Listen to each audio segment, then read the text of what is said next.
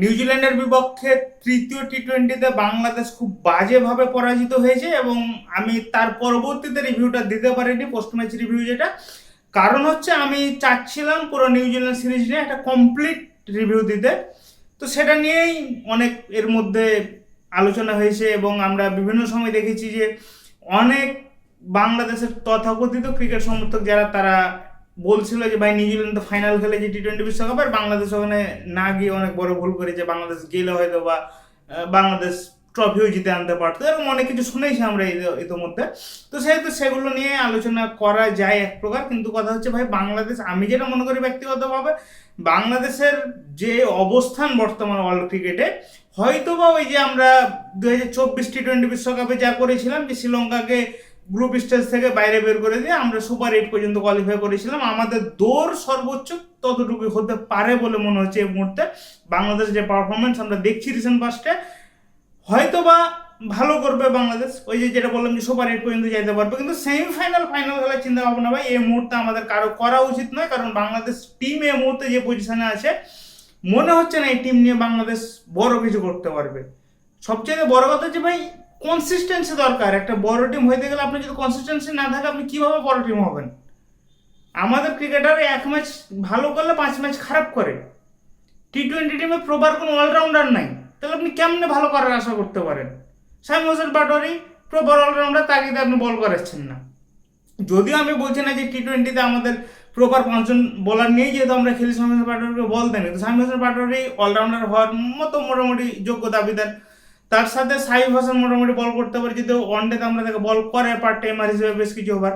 সব মিলিয়ে মনে হচ্ছে না যে বাংলাদেশ টিমটা তিনটা ডিপার্টমেন্টে, ব্যাটিং বোলিং অলরাউন্ডার, এই তিনটা ডিপার্টমেন্ট নিয়েই টিম সাজাচ্ছে। কারণ আমাদের কম্বিনেশনটা ওরকম ভাই যে আমাদের লিটন কুমার দাস খুব আফসোসের সাথে বলেছে প্রেস কনফারেন্সে যে বর্তমানে বাংলাদেশের প্রপার কোনো অলরাউন্ডার নেই।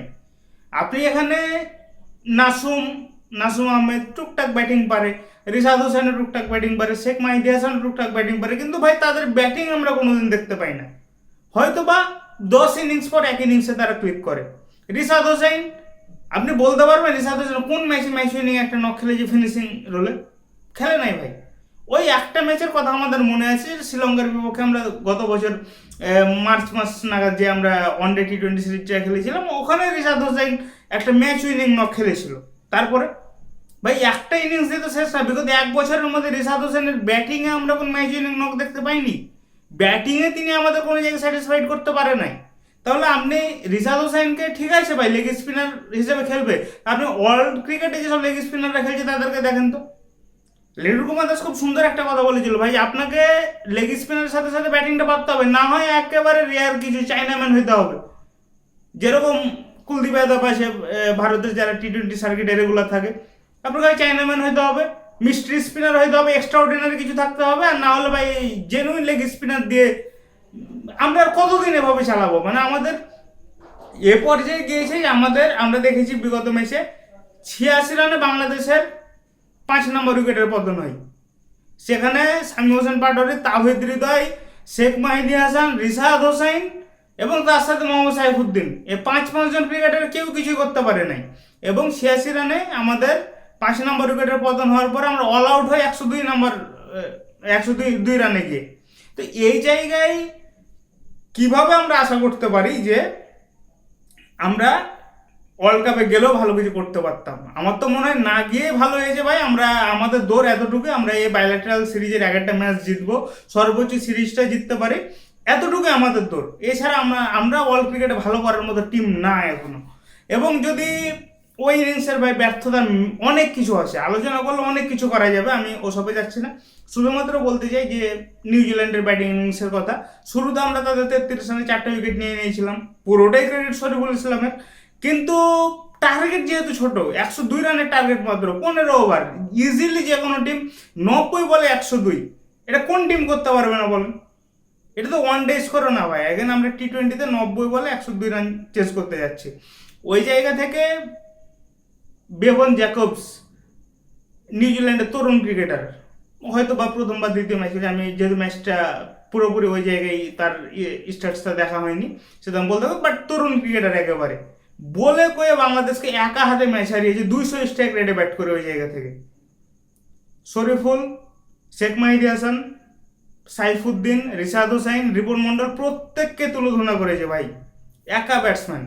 ওই জায়গায় আমাদের ওরকম ব্যাটসম্যান কোথায়? শামীম হোসেন পাটোয়ারি একটা ম্যাচে ক্লিক করলে 2টা ম্যাচ করে না। আমাদের মিডল অর্ডার ব্যাটার তাহিদ হৃদয় 2 ম্যাচ ক্লিক করলে 5 ম্যাচ করে না। লিটন কুমার দাস 2 ম্যাচ রান করলে 5-6 ম্যাচ রান করে না। তাহলে আপনি কোন ক্রিকেটারের উপর ভরসা করতে পারেন? আবিদ হোসেন শামীম ভাই খুব সুন্দর একটা অ্যানালাইসিস করেছিল কিছুদিন আগে ওয়ানডে সিরিজ শেষ হওয়ার পরে, যে বাংলাদেশ সিরিজ জিতলেও ক্রিকেটেও লাভ হয়েছে নিউজিল্যান্ডের। এটা ভাই 100% আমি এটার সাথে সহমত পোষণ করছি। এবং যদি আপনি ডিটেলসটা দেখেন যে ভাই নিউজিল্যান্ড ওয়ানডে সিরিজ যেটা আমরা জিতলাম, ওই সিরিজে নিউজিল্যান্ডের আমরা কয়জন ক্রিকেটারকে চিনি? টং লাথামকে চিনি। আপনি যদি আরও ভালো নিউজিল্যান্ডের ফলোয়ার হন, উইলিয়াম অরুরকে চিনেন। আপনি যদি আরও গভীরে কিছু জানেন, হেনরি নিকোলস বা সর্বোচ্চ গেলে ডিন ফস্ট্রপ পর্যন্ত আপনি চিনেন। বাকি যে 8জন ক্রিকেটার আছে বা 7জন ক্রিকেটার আছে, তাদের কয়জনকে আপনি দেখেছেন? প্রত্যেকের তো ম্যাচ খেলার অভিজ্ঞতা 2 ম্যাচ, 3 ম্যাচ, 4 ম্যাচের। আপনি যদি টি-20 সিরিজ দেখেন, সেখানে ওই ঈশ্বরদীকে আমরা চিনি। তাছাড়া আর কয়জন, নাথান স্মিথকে হয়তো বা চিনলাম, তাছাড়া আর কয়জন ক্রিকেটারকে চিনি আমরা? কিন্তু ওই তরুণ ক্রিকেটাররা বাংলাদেশের হোম কন্ডিশনে এসে বাংলাদেশের মতো টিমকে তুলোধনা করছে ভাই, যেখানে 20 ওভার 20 বল হাতে থাকতেই 102 রান চেস করে ফেলছে।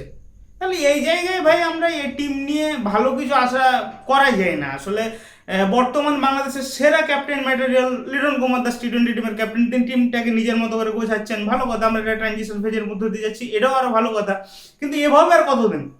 একটা তো কনসিস্টেন্সির মধ্যে আসতে হবে, যে তোদের 28 টি-20 বিশ্বকাপ আছে, ওটাকে সামনে রেখে লিটন কুমার দাস টিম সাজাচ্ছে, সবই মানলাম।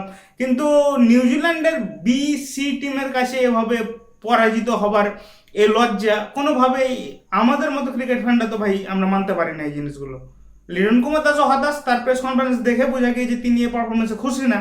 কিন্তু আসলে একা লিটন কুমার দাস আর কত কী করবে? তিনি তো যথেষ্ট করছে, তার সাথে পুরো টিমটাকে তো সাপোর্ট দিতে পারে। কোনো অলরাউন্ডার নাই। আপনি 6, 7, 8 নম্বরে আমরা ব্যাটিং ডেপথ বাড়ানোর জন্য আমাদের 10 নম্বর পর্যন্ত আমরা ওই জায়গায় তানজিম হাসান সাকিব অথবা মোহাম্মদ সাইফুদ্দিনকে রাখছি, কিন্তু কারো কাছ থেকে কোনো পারফরমেন্স পাওয়া যাচ্ছে না। আপনি 4টা উইকেট গেলে বাকি 5টা উইকেট পড়তে 10 রানও আমরা করতে পারি না।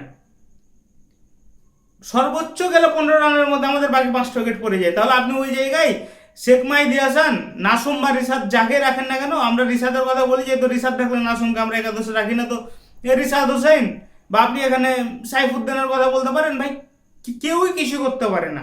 ব্যাটিং কলাপস হইতে পারে যে কোনো দিন, কিন্তু যেখানে টি-20 খেলা আপনার এই 4-5 জন ব্যাটার মিলে তবে অন্তত 50টা রান করে দিবে, কিছুই করতে পারে না। তো এই হতাশা নিয়েই নিউজিল্যান্ড সিরিজটা শেষ হয়ে যায় আমাদের। সিরিজ সমতা দেখতে হয়তো ভালো লাগে, কিন্তু যে আপনি নিউজিল্যান্ড সি টিমের কাছে সিরিজ সমতায় নিয়ে আসবেন, সিরিজ সমতায় সিরিজটা জিতবেন, এটা কোনোভাবে মানে আমাদের মেনে নেওয়ার মতো বিষয় না। টেস্ট সিরিজ শুরু হচ্ছে পাকিস্তানের সাথে 8 তারিখ থেকে নিউজিল্যান্ডের বিপক্ষে সিরিজের, এটাই শেষ ভিডিও আপনারা দেখছেন। এবং আগামীকালকে থেকে টেস্ট সিরিজ নিয়ে আলোচনা করব। 2টা টেস্ট, একটা ঢাকায়, একটা সিলেটে। পাকিস্তান টিম অলরেডি বাংলাদেশে চলে এসেছে, সেটা নিয়ে ডিটেলস আলোচনা করবেন স্যার আগামী দিন থেকে। টেস্ট সিরিজের আলোচনা আগামীকালকে থেকে শুরু হচ্ছে, কিন্তু নিউজিল্যান্ড সিরিজ থেকে মূলত আমাদের হতাশাটাই প্রাপ্তি, আর কোনো রকম প্রাপ্তি কিছুই নেই আমাদের।